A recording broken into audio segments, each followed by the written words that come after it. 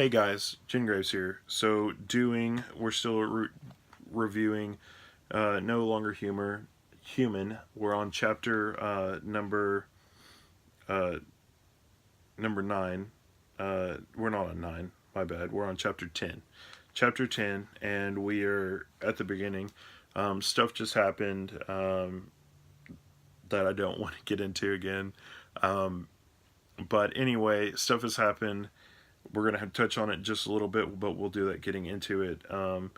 He is living with his wife, and we're going to go from there.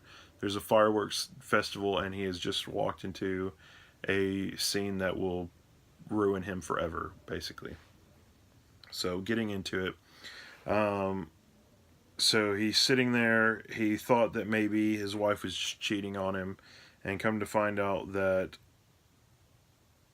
um, his wife was actually getting taken advantage of um, and getting used. And that he didn't consider who it could be. He didn't think that this person would do it because he considered them harmless, which was his editor for his manga, the Ping manga. So then we have his wife crying, thinking that the editor would never do that too.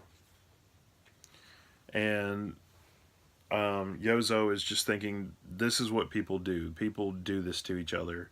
Not so much that part, but sleeping, cheating, other stuff like that. Maseo is yelling at him, "Why don't you help her?" The editor just walks out.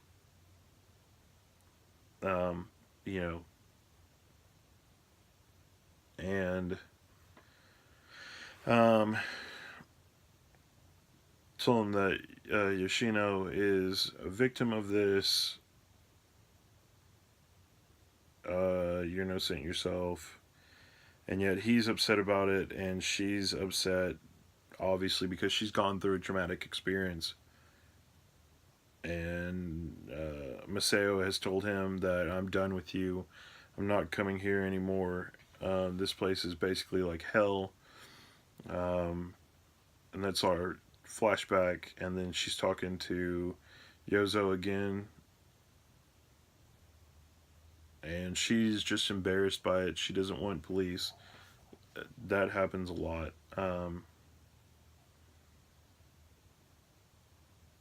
And she's saying why is because she doesn't want her father to find out because then he'll take her away from Yozo. And that he opposed them getting together in the very beginning. And so that wouldn't look good at all. Him still opposing it.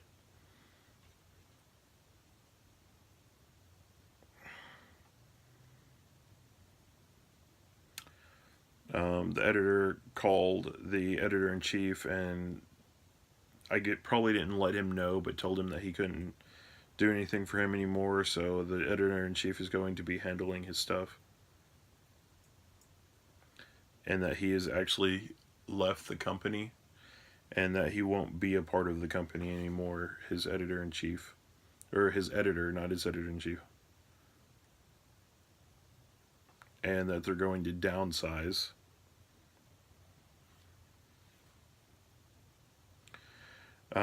And he actually lets him know why. They said that they were going to be downsizing the editorial department a little while ago.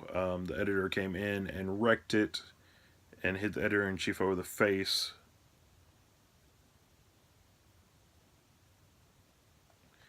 And that he was only a temporary person.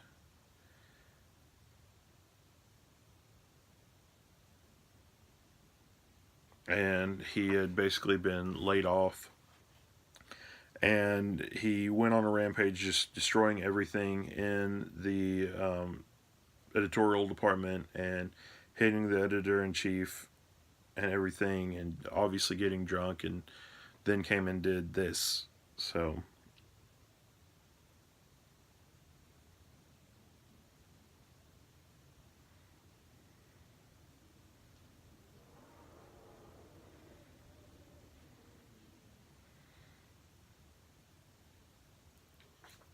Um, and they know that the guy brought one of the things, and that's what happened.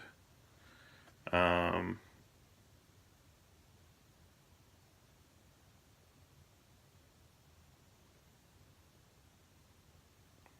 and that they know that when he got drunk and came in, he was bickering about how he envied Yozo and everything, and that's how he made his way to his house.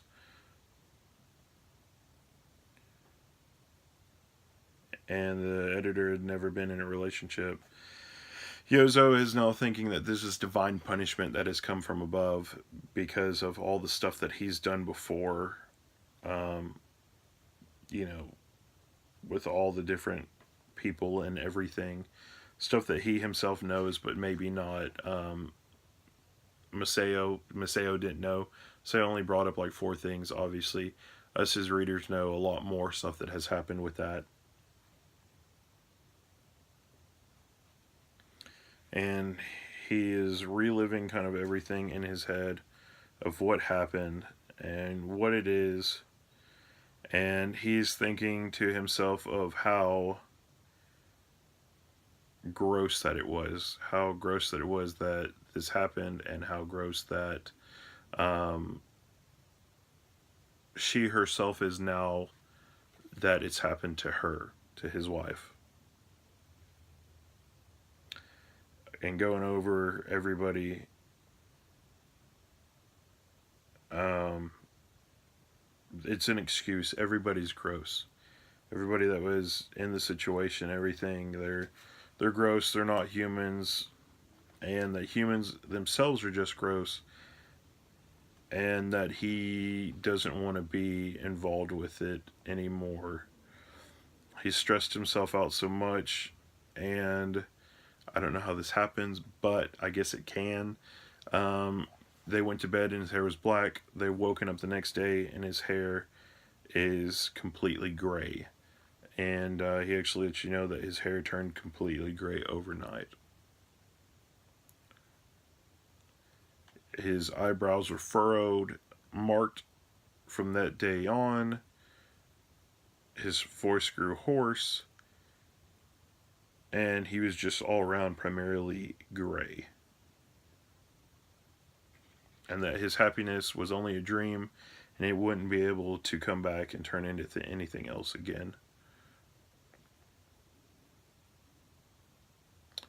Um, his wife is now scared and jumpy. Obviously, can't do anything. Covered herself up. Didn't want anybody to see her because she was scared that she would get taken advantage of again.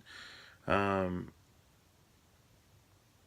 he continued drinking booze even though he'd gotten away from it. Um, she cut her hair because now she thinks that cutting her hair makes her looks more like a boy, and that it won't happen again. And to him, she's never going to be able to undo any of that stuff that's happened, and that she is never going to be as good as she was before because of what happened. And he punches little holes in the wall. Um, and that she doesn't have her trusting, caring Phil anymore. Now she's just different because of what happened. Um, him thinking about it has ruined him too. He can't get any of his work done. He keeps drinking and losing his deadlines, and he can't draw anything. He can't do anything. Um, it ruins it because every time he does, he sees what happened in his head, and it just upsets him more.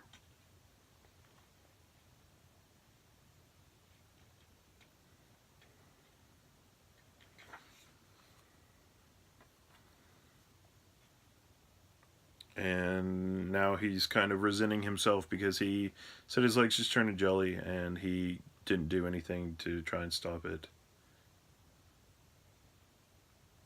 and that she cut her hair off to atone for it, but that wasn't enough, and that nothing is ever going to change back for them. Basically, their relationship is through, and that he wants a divorce from her, or that would be the better thing for them to do. Um, he sees kind of a foreign guy. He left, went to the park. He's still drinking. He sees a foreign guy that asks him what's wrong. He can talk to him. His name is Nazir, and that means helper in Persian. So he's a Persian guy. Ask him to be friends. Can I help you change it all? And he feels like this is a humanity kind of throwing something out to help him get back to being a regular human being again, because now that all this has come crashing down, he is, quote unquote, no longer human. So it was like we kind of got it, kind of got where he was there, and it built all the way up to being a decent human being and everything, and now it's dropped him all the way down to no longer even being human or being considered human. Not only that, but around him, all he sees is all these people that are human beings, and they're all garbage. So why would you want to be human, basically?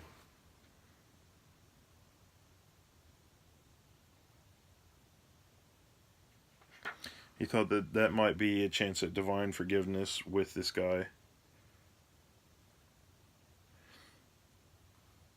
He realized that he was kind of stupid. He thinks that he can fix everything. He's trying to finish the frog stuff.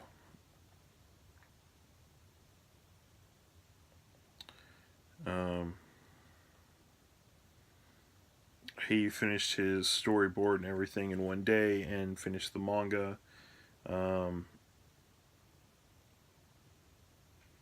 the editor in chief says it's great. We'll be able to get it in and everything.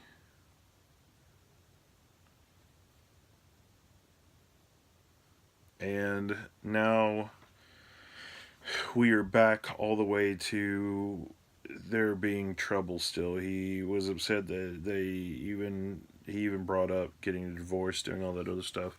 Because said he'd be back next month. But now that Yozo has been through all this and everything, he has that whole thing where he feels better. But now he's bringing up too that basically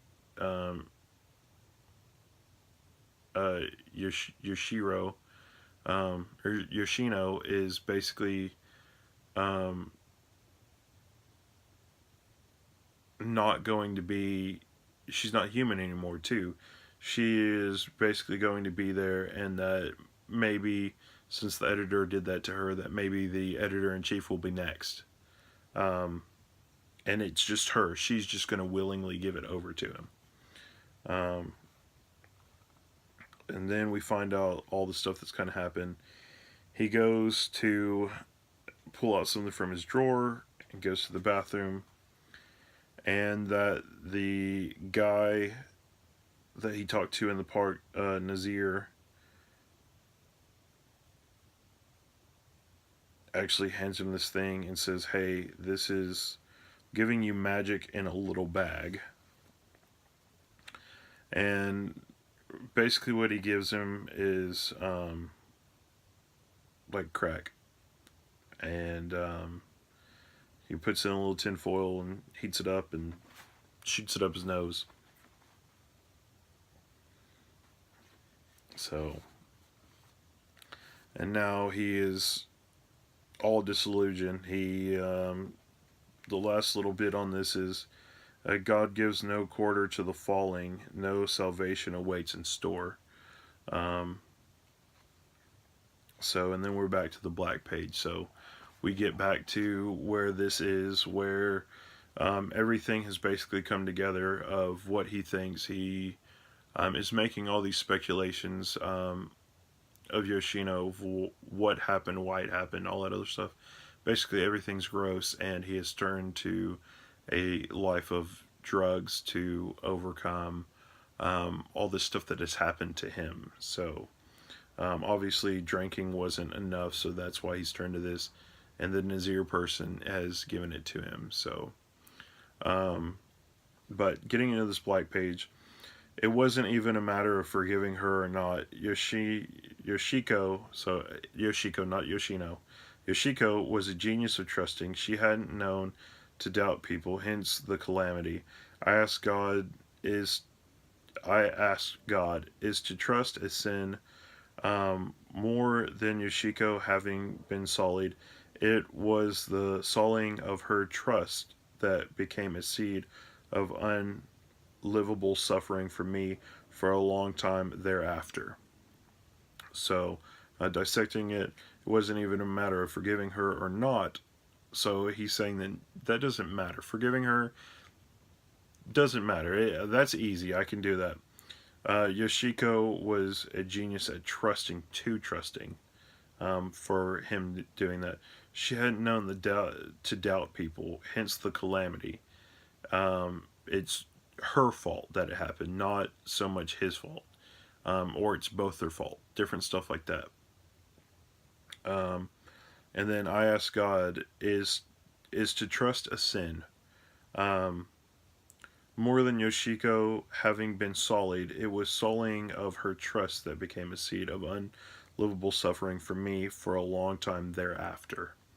So it was her trusting and him going back to thinking that and everything else.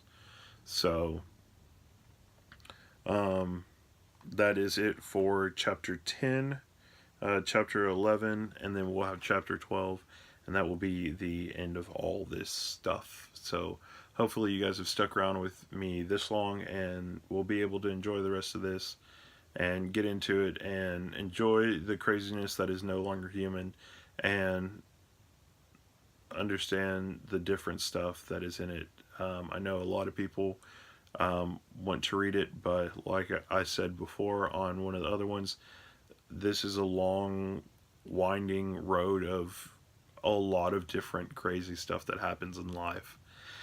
And, you know, it might not be something for you. So hopefully, if it's not, then I am obviously one of the first lines of defense on that, of you understanding what I'm saying and you following through on this is not the manga for you, or yes, I want to read it because I want to basically know the story of no longer human and what chaos life can go through, basically. So anyway, I will catch you guys later. Thanks for watching. I'm Jen Graves, and yeah, I'll see you on the next one. Bye.